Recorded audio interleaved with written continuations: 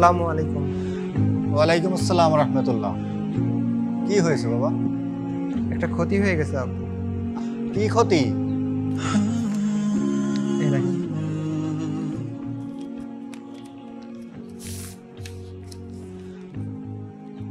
আলহামদুলিল্লাহ।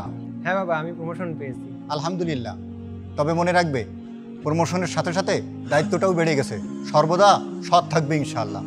জি বাবা, দোয়া রাখবেন আমি যেন আমার দায়িত্ব সততার সাথে পালন করতে পারি। এই চাওয়াটা তো পূরণ হলো, তো এবার আমাদের শেষ চাওয়াটা পূরণ করে ফেল। ইনশাল্লাহ বাবা, তাহলে আমি এখন আসি।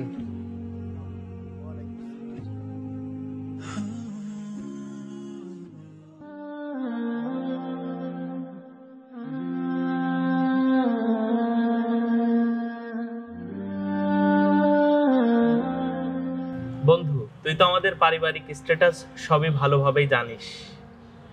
আমাদের পরিবারের সবাই ইসলামী তাহজিব তামুদ্দুম পূর্ণভাবে মেনে চলে না। তবে আলহামদুলিল্লাহ, মা বাবাকে অনেক কষ্টে রাজি করিয়েছি বোনকে সুন্নাত তরিকায় বিবাহ দেওয়ার জন্য। যাক, মাশাআল্লাহ। কিন্তু আমি তো আমার বোনকে যাত্রার হাতে তুলে দিতে পারি না। আমি একজন দিনদার পাত্র খুঁজতেছি। মাদ্রাসায় যোগাযোগ করেছিলাম, কিন্তু তাদের অধিকাংশই হাফেজা আলেমা পাত্রী চাই। আসলে এটা কিন্তু ঠিক না। আমাদের হাফেজা আলেমা মেয়ে না খুঁজে প্রপার দিনদার মেয়ে খোঁজা উচিত। তুই এক কাজ করতে পারিস, অনলাইনে একটা ইসলামিক ওয়েবসাইট আছে, ওইখানে তোর বোনের বায়োডাটা জমা দিতে পারিস। ধুর, সব ফ্রড, ধান্দাবাজ, মানুষের ব্যক্তিগত তথ্য চুরি করার ধান্দা। আরে না, এই দেখ ওদের ফেসবুক পেজ। এবছরে প্রায় 400টার মতন বিয়ে হয়েছে সম্পূর্ণ শরীয়ত মেনে।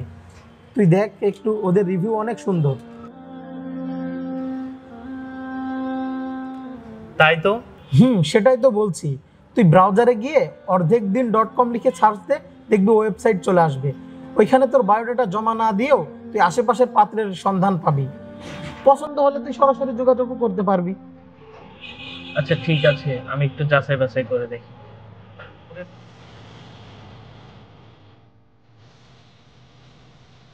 কি করা যায়? ঘটক তো আর কম ধরলাম না, কিন্তু আমার মনের মতো কাউকেই তো পাচ্ছি না। একটা ওয়েবসাইটের ব্যাপারে শুনেছিলাম, দেখি তো একটু চেক করে।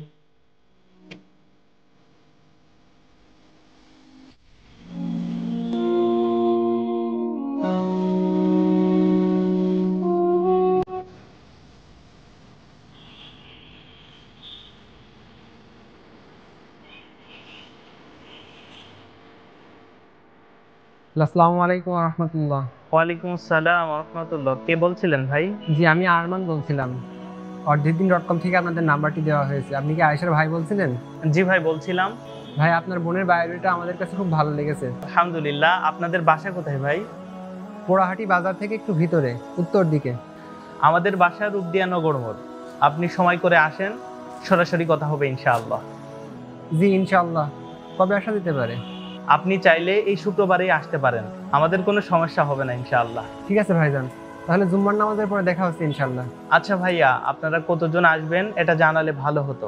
ভাই, মেয়ের চেহারা দেখা পাত্র ছাড়া তো অন্য কোনো পুরুষের জন্য বৈধ না। আর আম্মু অনেক অসুস্থ, তাই আমি আর আমার বড় আপু আসবো ইনশাআল্লাহ।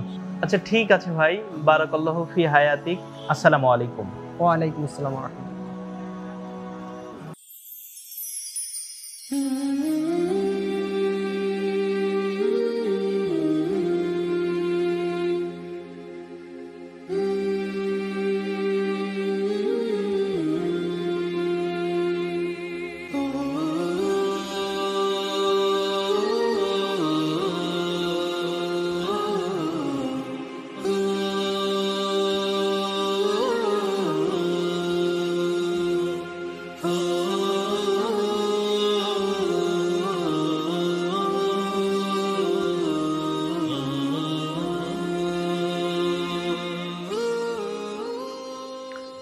আচ্ছা ভাইয়া, বসেন।